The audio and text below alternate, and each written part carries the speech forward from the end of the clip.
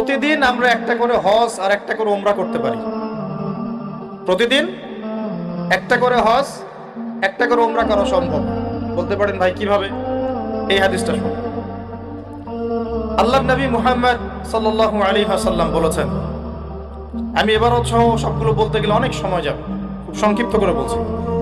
যে ব্যক্তি ফজরের নামাজ জামাতের সাথে পড়ে, বলেন আমার সাথে, যে ব্যক্তি ফজরের নামাজ জামাতের সাথে পড়ে, এরপর সালাম ফিরানোর পরে ওই জায়গায় বসে থাকে, সালাম ফিরানোর পর ওখানেই বসে থাকে, বসে বসে আল্লাহ পাকের জিকির আজগার তাসবিহ তাহলিল করতে থাকে।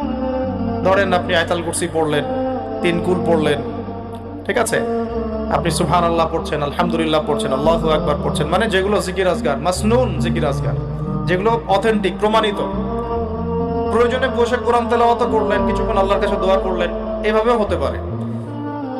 এভাবে করার পর সূর্য উঠে গেল। ধরেন জামাত আপনাদের এখানে কয়টায় হয়? হ্যাঁ, 5:50 বা 55 এরকম না? সূর্যোদয় তো হচ্ছে এখন প্রায় 6:30 কি 40-এর দিকে। ধরেন 7টা পর্যন্ত আপনি জিকির আজগার করলেন, নামাজ ধরলেন, ধরে সকাল 7টা পর্যন্ত ওইখানেই আপনি আছেন মসজিদে, জিকির আজগার করছেন, তাসবিহ তাহলিল করছেন, কোরআন তেলাওয়াত করছেন, একটু দোয়া করছেন, ঠিক আছে, এই সময়টা কাজে লাগালেন। সূর্য উঠে গেল, ওঠার পরে আপনি মাত্র 2 রাকাত নামাজ পড়লেন। এই নামাজটাকে বলে ইশরাকের নামাজ। কিসের নামাজ? ইশরাক।